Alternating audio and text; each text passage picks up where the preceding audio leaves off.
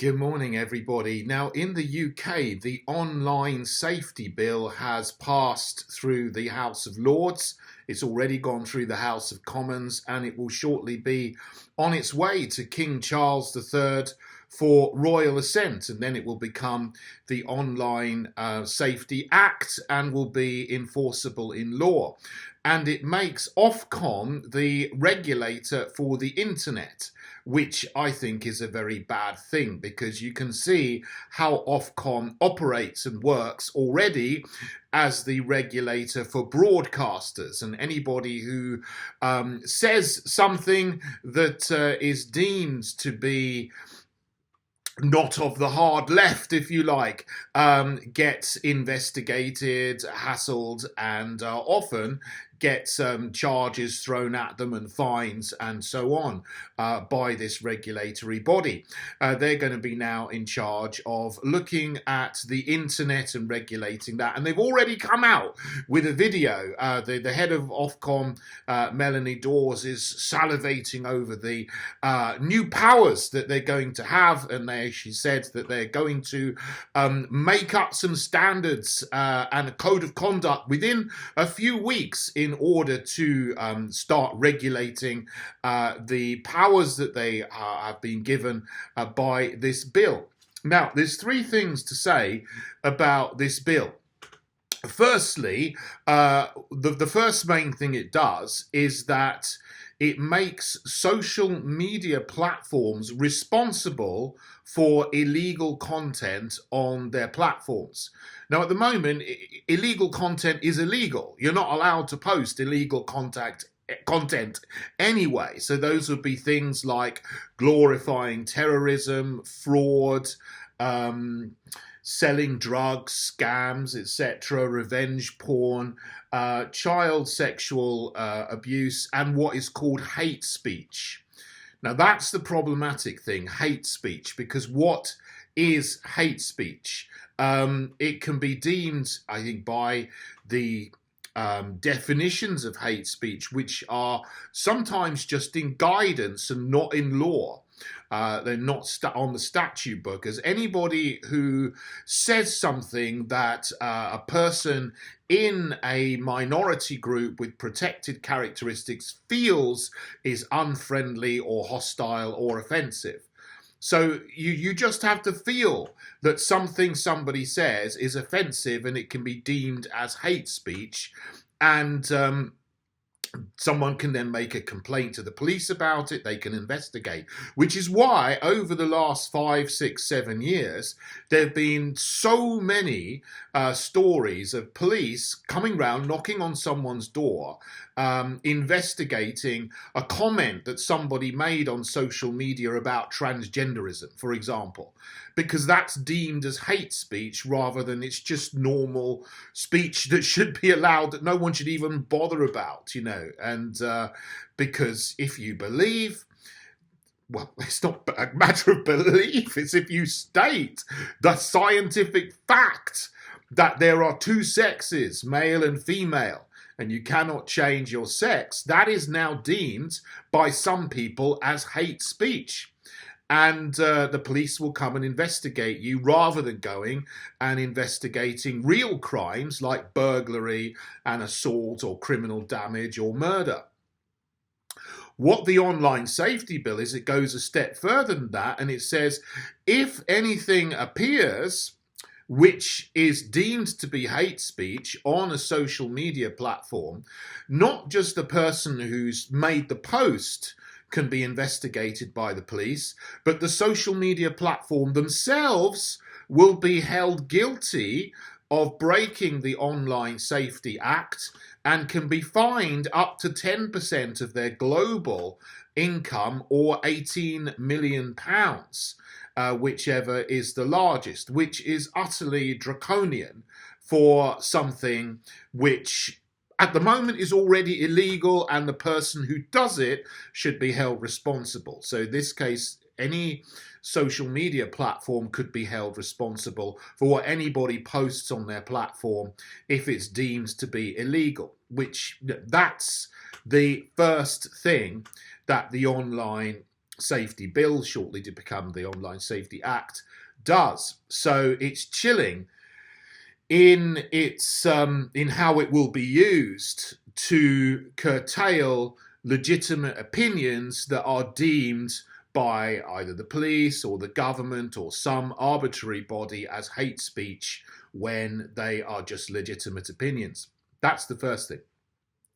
The second thing is, now there's been a lot of talk about how this bill is going to ban speech that is deemed legal but harmful. Now, actually, that's been taken out of the bill, and that's a good thing, because I was very, very concerned about this, that anything deemed legal but harmful could be again censored, and you could be kicked off social media platforms.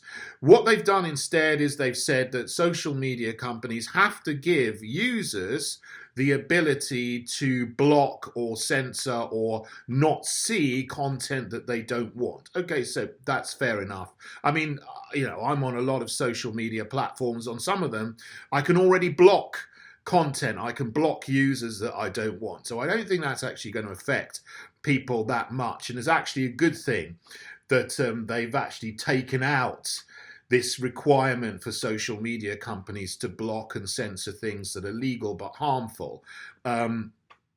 Because, you know, that really would lead to massive censorship of anything that the government would consider to be misinformation or disinformation. So if you disagree with the World Health Organization, for example, that could be deemed as misinformation, legal but harmful, and then you'd be kicked off the platform, demonetized or whatever.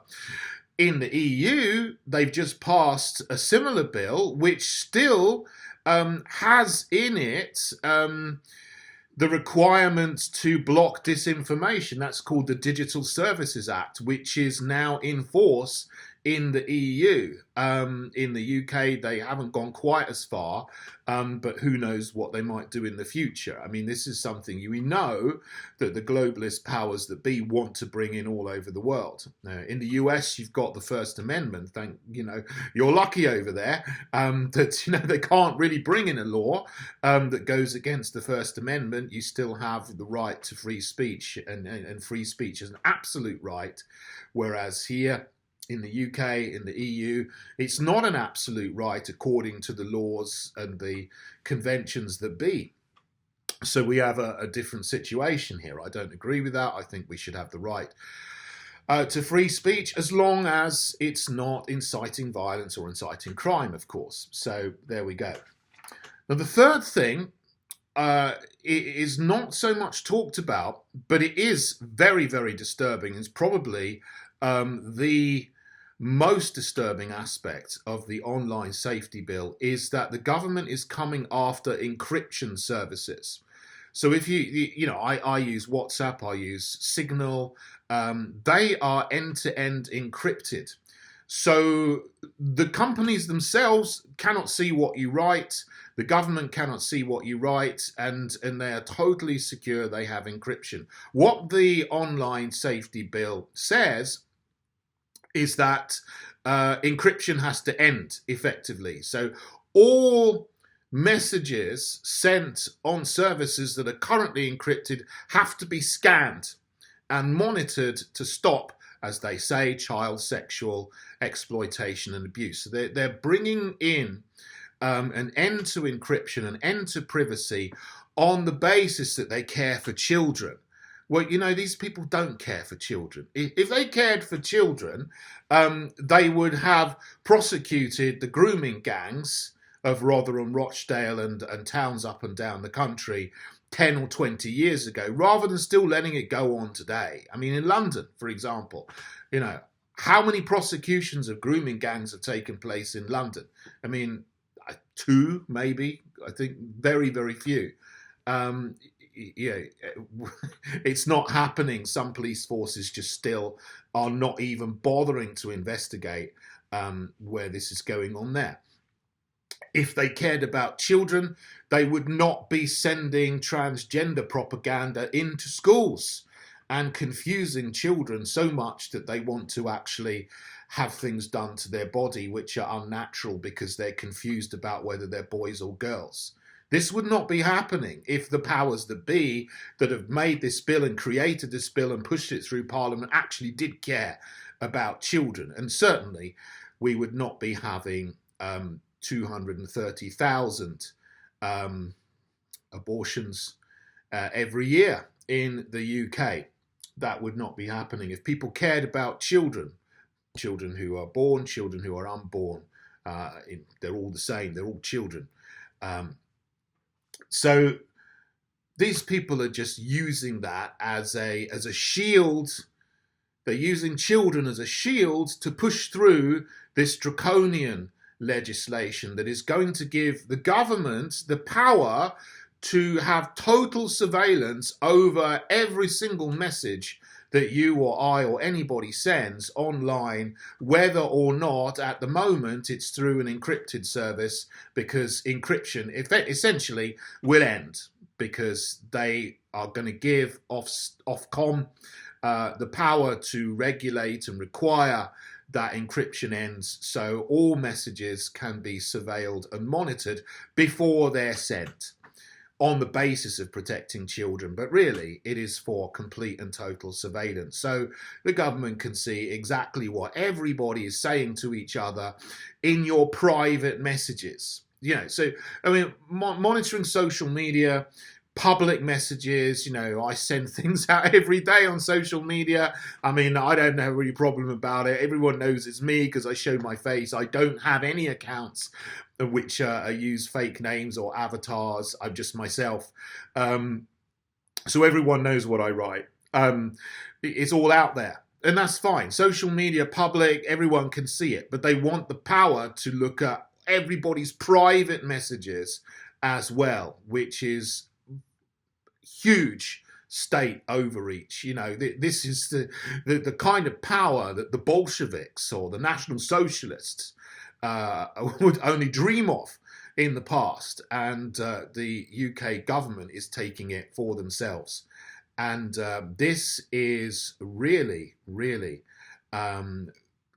totalitarian and something we should all be worried about. So, what I can say as someone involved in politics, obviously as the leader of the Heritage Party, is that we will repeal this bill, this act, if we get into Parliament, because what we will do is lay a Freedom Act as one of the first things we do, and this will undo and unpick all of the anti-freedom, pro-tyranny, pro-totalitarian acts that have been pushed through over the last 25 years through Blair, Brown, Cameron, May, Johnson, Sunak. Oh, Truss was there for a few days as well, wasn't she? Yeah, nearly forgot her. But all of these people, through all of their premierships over the last 25 years, have been pushing this agenda, which has eroded free speech and is moving in the direction of giving government totalitarian control over what you say and what online. And now they want total power over what you say online. Essentially, they want to control the internet rather than letting the internet be a free space where people can decide what they want to say on it. And they're always doing it in terms of, we need to protect this person, we need to protect that person, we need to protect this group. Well, everyone who goes on a social media platform chooses to go on there of their own free will. And, I don't like some of the things I see. Obviously, I don't like everything I see. I get hundreds of messages of abuse every week sent my way, but it's just part of life. And I would rather, have a few rogue people saying, things, they call me a F you and whatever. I get that all the time. But I, rather have that than the government coming in and blocking people and essentially taking away free speech. So the only speech that is allowed is speech that is sanctioned by the government. So we don't do things this way in our country. We shouldn't do the things in this way. So you can say Anything you want, you can do whatever you like, unless it's specifically prohibited. So when people say things that are illegal, yes, the police can come and they can press charges against them. Fine. And that should be the job of the state, to enforce the law. It shouldn't really be the job of the social media companies. They shouldn't really be putting that on the social media companies to do it. And the thing is, anyone who wants to get around it can just get a VPN. And, they can get around the requirements in a few seconds. So it isn't going to protect anyone. The kids who want to be on social media platforms, they're the most savvy internet computer users they are. They'll all just get VPNs and circumvent it anyway. So, essentially, it isn't going to make much difference as to what people see.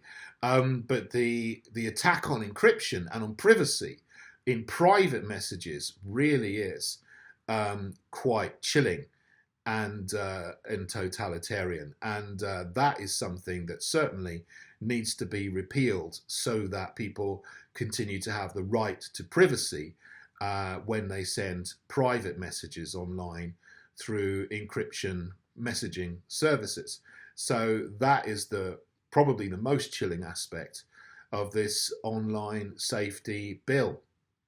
But the other things are also mainly unnecessary, I would say, because it's the job of the police to catch criminals, to prosecute criminals.